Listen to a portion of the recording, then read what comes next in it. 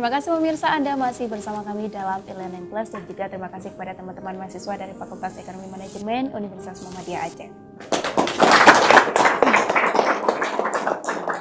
Pemirsa e-learning plus dan juga teman-teman mahasiswa, mari saat ini kita akan menyimak pemaparan tentang sistem konfigurasi pertelevisian yang akan disampaikan oleh Bapak Armian Asri. Silakan Pak. Assalamualaikum warahmatullahi wabarakatuh. Ya, selamat datang dari teman-teman dari Fakultas Ekonomi jurusan Manajemen ya, dari Universitas Muhammadiyah Aceh, yang pasti juga tetap semangat kan untuk sesi berikutnya. Oke, kita mulai meetup sekali lagi. Ya, baiklah, saya Ardia yang pasti juga mewakili dari tim dari Video TV. Saya juga akan memaparkan sedikit tentang buat konfigurasi, bagaimana sebuah siaran itu diproduksi dan bagaimana juga akhirnya itu hasilnya bisa berada di rumah atau juga melalui stasiun televisi yang merupakan istilahnya jendela dunia gitu ya kalau dari televisi itu sendiri. Nah, dan pastinya juga di studio atau juga di sebuah stasiun televisi. Nah, ini di sini kita berbicara tentang teknis gitu ya dari Video TV, dan pasti juga sama gitu dengan semua stasiun televisi yang ada di manapun, baik itu di dunia atau juga di lokal di Indonesia. Nah, jadi hasil dari produk TV pasti aja adalah sebuah tayangan siaran gitu ya. Nah, baik itu yang diliput atau juga di-record secara live atau juga taping secara tidak langsung, yaitu melalui proses produksi. Nah, jadi kita bisa melihat itu di konfigurasi dari yang ada di display gitu ya. Nah, di mana itu ada master control room, terus juga ada newsroom, studio. Nah, itu juga kita bisa melihat materi ya, itu materi berita ataupun materi-materi tayangan lainnya. Itu kan bisa jadi tergantung dari tayangan itu sendiri. Nah, itu bisa kalau kita melihat program in-house itu yang benar-benar diproduksi dalam studio seperti talk show. Nah, terus juga ada berita, acara news program ya, dan terus juga kalau misalnya film itu kalau misalnya di televisi ya pasti itu juga output sebuah produk yang udah jadi tinggal di-playkan di master control dan kemudian itu akan dipancarkan ke pemancar. Oke. First of all kita juga akan melihat dulu itu bagaimana cara kerja dari sebuah tayangan. Nah, mungkin seperti ini seperti taping ya. Taping itu artinya kita record tapi tidak live, dan ini juga tidak memerlukan produksi yang selanjutnya gitu. Paling kita mungkin finishing touch-nya aja atau juga proses finishingnya udah jadi dari siaran yang sudah direkam yang masuk ke dalam ruang master control. Oke. Nah, terus kalau misalnya live, nah acara yang direkam sekarang ini itu juga akan langsung dipancarkan ke televisi ya, pasti kita juga pada tahu ya. Nah, jadi teknisnya seperti ini contohnya, kalau kita juga direkam secara live, kemudian hasil rekaman ini itu langsung masuk ke dalam master control, nanti juga di studi tour teman-teman juga bisa melihat gitu ya. Nah, itu dari ruangan master control itu juga langsung dimasukkan ke studio atau juga di ruang playlist pemutarannya, kemudian masuk ke dalam master switcher, dan kemudian masuk ke dalam transmission. Nah, kemudian dari transmission itu langsung dipancarkan melalui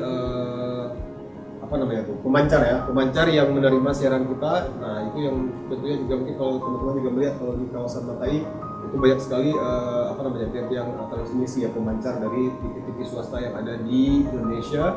Dan kalau kita juga untuk pemancarnya berada di lantai paling atas ya.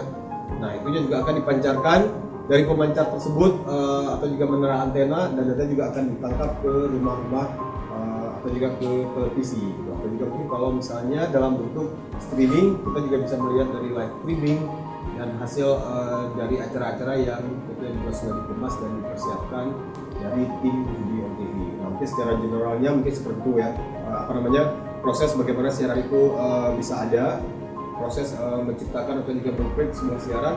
Mungkin secara resumenya, secara kesimpulannya, sebelum nanti ada teman-teman yang ingin bertanya, ya pastinya juga seperti itu. Tahapnya pertama tahap produksi dari semua tim kameramen, dari itu yang pasti itu tahap umumnya, karena sebelum produksi pasti sudah ada dari scriptwriter atau juga tim konseptor seperti apa, ada aktornya, ada presenternya, kameramennya.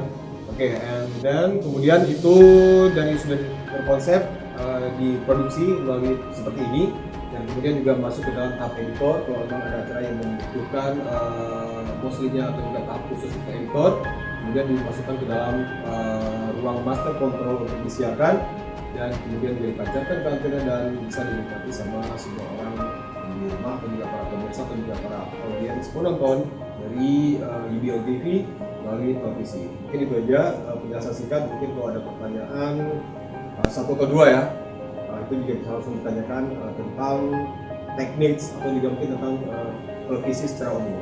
Oke, itu aja dari saya. Terima kasih. Oke, kita kasih tepuk tangan dulu dong ya. Jadi sebenarnya sistem pertelevisian ini kalau kita dengar nih gampang ya, ternyata susah Pak ya, Pasti susah untuk ya. menjadi sebuah tayangan yang layak ditonton gitu Pak. Nah, karena itu juga membutuhkan persiapan yang matang gitu kan, nggak 1 hari 2 hari, dan tentunya juga mungkin seperti ini. Jadi kita bisa memikirkan konsep ini seperti apa itu juga takes time ya. Jadi membutuhkan waktu sampai hasil akhirnya seperti ini. Oke.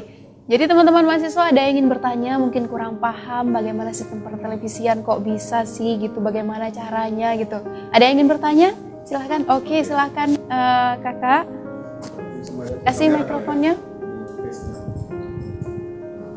Assalamualaikum warahmatullahi wabarakatuh. Waalaikumsalam warahmatullahi wabarakatuh. Nama saya Kemalasari. Pertanyaannya, bagaimana proses yang akan dilakukan dan berapa data yang diperlukan untuk menjadikan program ini berkualitas? Oke, silakan dijawab. Pak. Data yang diperlukan ya. Terima kasih.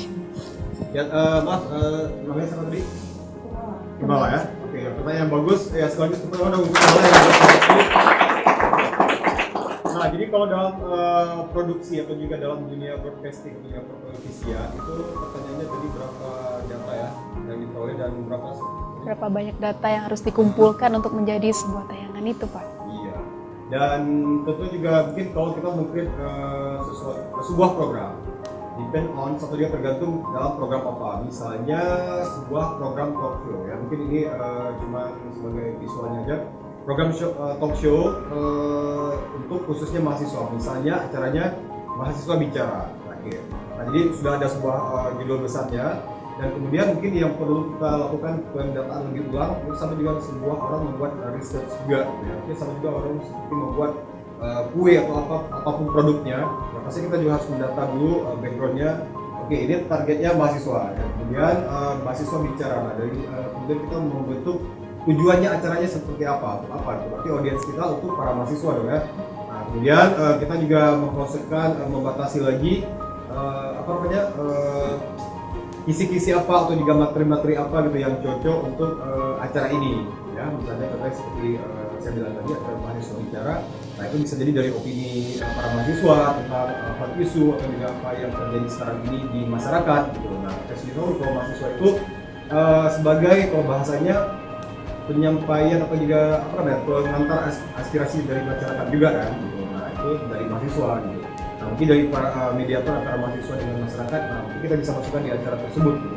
Nah, kemudian data-data selanjutnya mungkin untuk menguatkan kita bisa melihat, menulis kembali siapa-siapa narasumbernya gitu yang mungkin untuk mendukung acara kita, terus juga siapa aja perwakilan dari para mahasiswa, mungkin dari ketua BEM-nya, ketua jurusannya, atau juga mungkin ada mewakili dari mahasiswa secara umum gitu ya, tidak punya posisi ya, jadi mungkin dia bisa lebih netral gitu dalam menjelaskan atau juga pada saat berkomentar. Nah, kemudian setelah kita mendapatkan data-data tersebut, nah kita juga memikirkan kembali itu dari para tim editornya, itu visual yang diangkatnya seperti apa gitu. Apakah kita memasukkan insert opini dari masyarakat kah, atau juga mungkin untuk tempat syutingnya seperti apa. Nah, mungkin data-data seperti itu diperlukan. Tapi yang paling penting adalah data-data secara generalnya, kita tahu audiensnya apa, siapa gitu maksudnya, kemudian acaranya seperti apa, konsepnya udah jelas semuanya, narasumbernya seperti apa, dan kemudian baru kita lanjut ke dalam tahap produksi. Nah, itu aja mungkin pertanyaan untuk jawaban dari saya untuk Oke, ada teman yang lain yang ingin bertanya lagi?